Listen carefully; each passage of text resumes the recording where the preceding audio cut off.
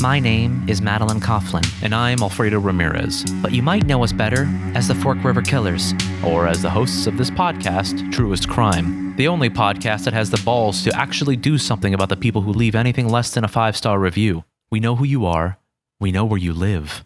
It's just a matter of time. On today's episode, we're going to be looking back at some of our earlier work in the field of serial murder.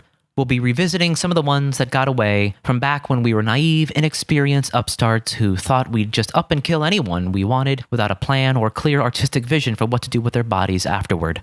Our first escapee is 57-year-old Ronald Sutherland from Fort Smith, Arkansas.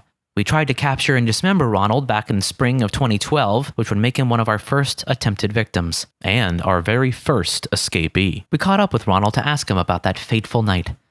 Mr. Sutherland, I want to ask you what you remember from the night you escaped the Fork River Killers. I felt something cold and hard touch the back of my head. I remember the voice said if I tried to run, they would cut off my legs so I would never run again. So I said, fuck it, take them. I don't even want these goddamn legs. It was like, what do they call it, a serendipitous? My knees are shot. My ankles are all mangled. The toes are beyond repair of any pedicurist known to man. Take the fucking things. I don't give a shit. Be doing me a goddamn favor. Anyway, that must have discombobulated them or something, because after I started screaming at them, they ran away. I said, take my legs! Take my legs! Take these shitty, stupid legs! Take them! Cut them off! Please, cut off my legs! But they left their axe, which I suppose they was going to cut off my legs with, so I picked it up and cut off my legs myself. When God shuts a door, he opens a window. So you can crawl out and cut your legs off one way or another. Uh-oh, put that one on the blooper reel. I know, we were so stupid. Remember when we used to use guns? Don't remind me. We were so unsophisticated back then. Our next escapee is named Sandra Silva from Lantana, Florida. Take it away, Sandra. Sandra, do you remember anything about the night you narrowly escaped the grasp of the most prolific, most gruesome, most inspiring, most spectacular... What do you remember about that night?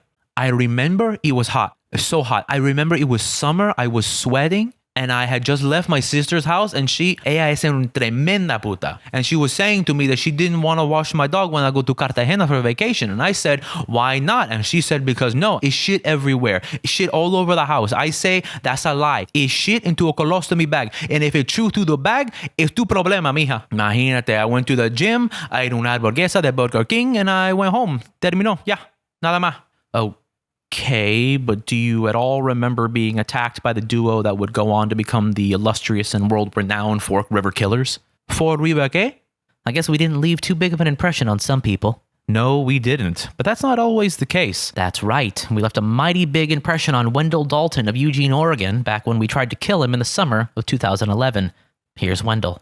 So we just want to know what, if anything, you remember of the night that you narrowly escaped the grasp of the Fork River Killers. Oh, I remember it.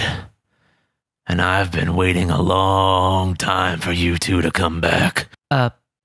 Pardon? I've been training for this moment for years. Oh God, he knows. He knows it was us. For years, I've been thinking about what I'd do to you if I ever saw you again. And now that I've got you right where I want you, I want to say thank you for giving me the wake-up call that I needed. What? I was a self-destructive mess, and that near-death experience really put things into perspective for me. I started going to AA, got clean, and now I co-manage a donut shop. And I owe it all to you. That didn't go where I was expecting. People tell me I have tone issues. Hardly noticeable. Now, let me ask you something. Can I get a hug? We were all silent for the next several minutes as he held us in his embrace and softly wept. I am so happy to have touched that man and happy to have changed his life. Unfortunate that we had to kill him. Yeah, great guy, but them's the breaks. Anyway, be sure to follow the Inaudible Podcast Network and all of its shows on Twitter at InaudibleCast, and toss a few bucks a month to our network's Patreon, which you can find at patreon.com/inaudiblepod. Make sure you leave us glowing reviews on Apple Podcasts or wherever you subscribe, because we weren't kidding at the top of the show. If you give us anything less than 5 stars and you're still alive, it's not because we don't make good on our promises. It's because we sorted the list alphabetically and you're probably like a P or an S or something. The rest of you, you're cool. And you'll be hearing from us again soon.